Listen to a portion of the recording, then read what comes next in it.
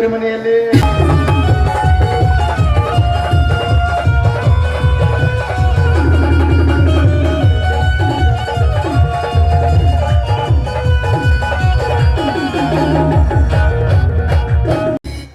ಏನು ನೀವು ದಿನ ನಮ್ಮ ಮನೆಗೆ ಬಂದಿದ್ದೀರಿ?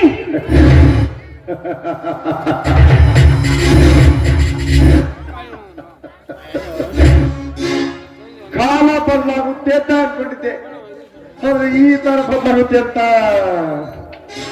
ಕನಸಲ್ಲ ಅಂದ್ಕೊಂಡಿರ್ಲಿಲ್ಲ. ಸುಖದ ಸುಪ್ಪತ್ತಿಗೆಯಲ್ಲಿ ರಾಣಿ ತರ ಬೆಳೆದವ್ರು ನೀವು. ಏನ್ ಬಡ್ಡಿ ಪ್ರೀತಿ ಹಿಂದೆ ಬಿದ್ದು ಹಣೆ ಬರಕ್ಕೆ ಹೊಣೆ ಯಾರು ಅನ್ನೋ ಹಾಗೆ ದೇವರು ಬರೆದ ನಿರ್ಣಯಕ್ಕೆ ತಲೆ ಬಾಗ್ಲೇಬೇಕಲ್ವೇ? ಪ್ರೀತಿ, ಪ್ರೇಮ, ಇಸ್ ಮೊಹಬ್ಬತ್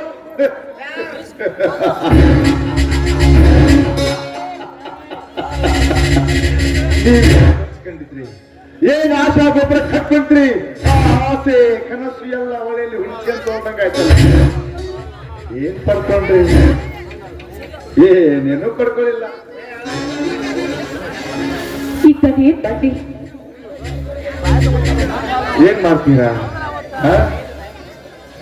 ನನ್ನನ್ನ ಮೆಚ್ಚಿ ಬಂದರೆ ರಾಣಿ ತರ ನೋಡ್ಕೊಳ್ತೇನೆ. ಹೌದು, ಎಸ್. ಹಾಗಾದ್ರೆ ಈ ವಿಷಯ ನಾವೇ ನನ್ನ ಗಂಡ ಮಾವನ್ಗೆ ಗೊತ್ತಾದ್ರೆ ನನ್ ಜೊತೆ ಏನ್ ಮಾಡ್ತಾರೆ? ಬರೀ ಕೆಲಸ ಅಂತ ಹೊಂದನೆ ಬಿದ್ದಿರುವ ಆ ನಿನ್ನ ದೊಡ್ಡ ಮಾವ, ಇನ್ನು ಸಮಾಜ ಸೇವೆ ಅಂತ ಅರಿತಾ ಇರೋ ಆ ನಿನ್ನ ಎರಡನೇ ಭಾವ, ಇನ್ನ ಗಂಡ ಇದ್ದು ಇಲ್ದೇ ಇರ್ತಾರೆ ಆ ನಿನ್ನ ಗಂಡ. ಏನ್ ಮಾಡಿ ಯಾರು ಏನು ಮಾಡ್ಕೊಳಕ್ಕಾಗೋದಿಲ್ಲ.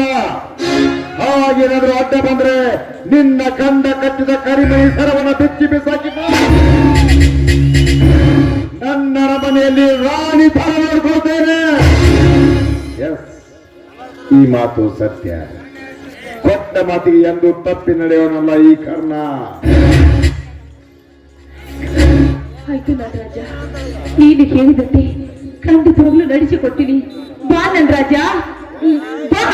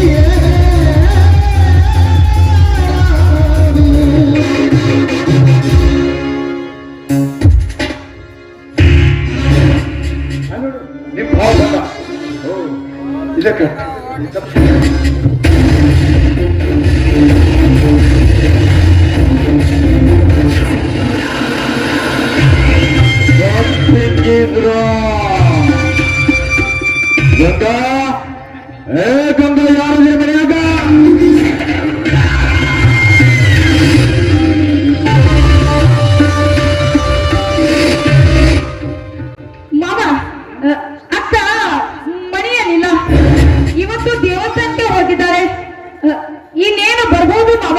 ಬರ್ಲಿ ಬರ್ಲಿ ಬರ್ಲಿಕ್ಕೆ ಅನಾಟ್ ಬರ್ಲಿ. ಮನೆಗೆ ಯಾರು ಬಂದಿದ್ರೇನ್ವ? ಇಲ್ಲ ಮಾವ, ಬೆಳಗ್ಗೆಯಿಂದ ಯಾರು ಬಂದಿಲ್ಲ. ಯಾಕೆ? ತುಳಿದು ಬೆಕ್ಕೊಂದು ಬಂದು ಹಾಲು ಕುಡಿಬೇಕು ಅಂತ ಹಂಬಲಿಸ್ತಾ ಇತ್ತು. ಮನೆಯ ಮಾಲೀಕ ಬಂದ ತಕ್ಷಣ ಬಾಲ ಮುಗಿದ್ಕೊಂಡು ಓಡ್ ಹೋಗ್ಬಿಡ್ತಾನ. ಹೋಗಿ ಬಿಡು ಮಾವ. ಕದ್ದು ಹಾಲು ಕುಡಿಯುವುದು ಬೆಕ್ಕಿನ ಲಕ್ಷಣ. ಅದು ಇಂದು ನಿನ್ನೆಯ ಮಾತಲ್ಲ. ಆತರದಿಂದ ನಡೆದುಕೊಂಡು ಬಂದ ಬೆಕ್ಕಿನ ಹುಟ್ಟು ಗುಣ. ಹಾಗೆ ನಾವು ಏನ್ ಮಾಡ್ಲಿಕ್ಕೆ ಸಾಧ್ಯ ಮಾವ? ಕುಡಿಲಿ ಕುಡಿಲಿ ಕುಡಿಲಿ, ಹೊಟ್ಟೆ ತುಂಬ ಕುಡಿಲಿ. ಆದ್ರೆ ಬೆಕ್ಕು ಕದ್ದು ಹಾಲು ಕುಡಿಬೇಕಾದದ್ದು ಈ ಮಾನವಂತರ ಮನೆತನದಲ್ಲ. ಹಾಲಿನ ಪೆಟ್ಟಿಗೆಯನ್ನ ಬಾಯಿ ತೆರೆದಿಡುವಷ್ಟು ಮುಟ್ಟಾಳ ಮನೆತನದ ಮಾಲೀಕನೂ ನಾನಲ್ಲ. ಬೆಕ್ಕು ಬರುವ ಬಾರಿಗೆ ಬಿಸಿ ನೀರು ಗೊತ್ತು ಮಾನವಂತರ ಮನೆತನದ ಮಾಲೀಕ. ಮಾವ, ಹೆದರಿಸಿದ ಮಾತ್ರಕ್ಕೆ ಬೆಕ್ಕು ಮನೆಗೆ ಬರ್ದೇ ಇರಬಹುದು. ಆದ್ರೆ ಹಾಲು ಕುಡಿಯುವುದನ್ನು ಬಿಟ್ಟು ಬರಲು ಸಾಧ್ಯವೇನು ಮಾವ? ಅಂದ್ರೆ ಅದು ಇಲ್ಲಿ ಬಂದು ಕುಡಿಯಂಗಿಲ್ಲ, ನಾವು ಅಲ್ಲಿ ಹೋಗಿ ಕುಡಿಸ್ಬೋದು ಅಂತನ. ಶೀಲಾ, ಹೆಣ್ಣಿಗೆ ಈ ದೇಶದಲ್ಲಿ ತನ್ನದೇ ಆದ ಒಂದು ಪಾವಿತ್ರತೆ ಇದೆ. ಅದಕ್ಕೆ ಹೇಳ್ತಾರೆ, ಕಾರೇಶು ದಾಸಿ, ಕರುಣೇಶು ಮಂತ್ರಿ, ಪೂಜೇಶು ಮಾತಾ, ಭೂತೇಶು ಲಕ್ಷ್ಮಿ, ಶಯನೇಶು ರಂಭಾ, ಕ್ಷಮಯ ದರಿದ್ರೆ. ಸುಮತಿ ಸುಮತಿ ಶ್ರೀಮತಿ, 6 ಗುಣಗಳ ನಿನಗೆ ಆರತಿ ಅಂದ್ರೆ. 6 ಗುಣಗಳನ್ನ ಜಗವ ಬೆಳಗುವ ಹೆಣ್ಣಿಗೆ ಸುಮತಿ ಶ್ರೀಮತಿ ಗರತಿ ಅಂದ್ರ. ಹರಿಯದ ವಯಸ್ಸಿನಲ್ಲಿ ಕಂಡುಕೊಂಡವರಿಗೆ ಸೆರೆದು ಹಾಕುವ ನಿನ್ನಂಥವರಿಗೆ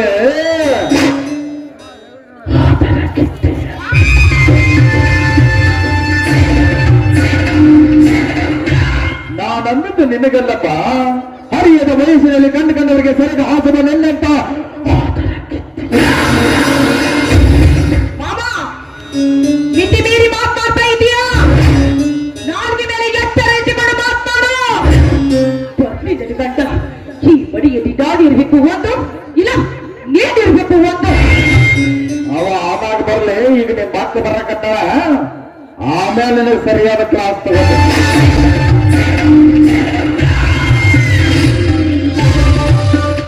ಏನು ಬಹಳ ಖುಷಿ ನಿಂತ್ಕೊಂಡು ಏನು ಮಾತನಾಡ್ತಾ ಅಂತಿದೆಯಲ್ಲ? ಹ್ಞೂ ಕಣೆ, ನೀನು ಹೊರಗಡೆ ಹೋಗ್ಬೇಕಾದ್ರೆ ಬಾಂಡೆ ಸಾಮಾನು ಎಲ್ಲೇ ಇಟ್ಟೋಗಿದ್ದ ಪಾಪಕ್ಕೆ ಅಡಿಗೆ ಮಾಡ್ಬೇಕಂತ ಒಳಗೆ ಹೋಗ್ಯಾಳ, ಒಂದು ಸಾಮಾನು ಸಿಕ್ಕಿಲ್ಲ. ಹಾಗೆ ಎಲ್ಲ ನಾವು ಮಾವ ಅಂತ ಕೇಳಿದ್ದು, ಒಳ್ಳೆ ಎಲ್ಲರ ಇರ್ಬೇಕು ಮಾಡುವ ಅಂತ ಹೇಳಿದ್ನಿ.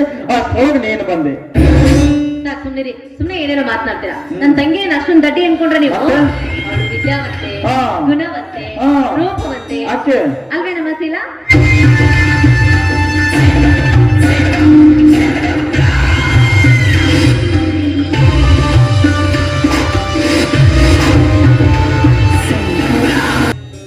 ನಿನಗಿದು ಬೇಕಿತ್ತ ಮಗನೇ?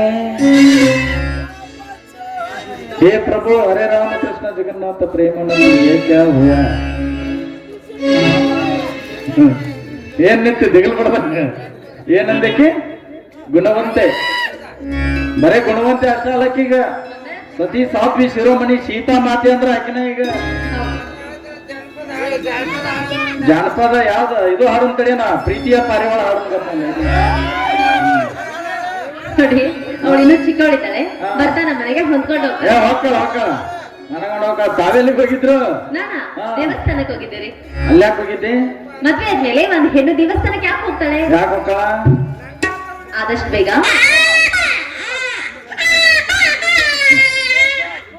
ಒಂದ್ ಮುದ್ದಾದ್ ಮಗನ್ ಕೊಡಪ್ಪ ಅಂತ ದೇವ್ರ ಹತ್ರ ಕೇಳಕ್ ಹೋಗಿದ್ದೆ. ಮತ್ತ ಕೂಸಿನ ಬೇಡ, ಖಾಲಿ ಹೋದ್ರ ನಮ್ದೇನೈತಿ ಕೆಲಸ. ಏನು?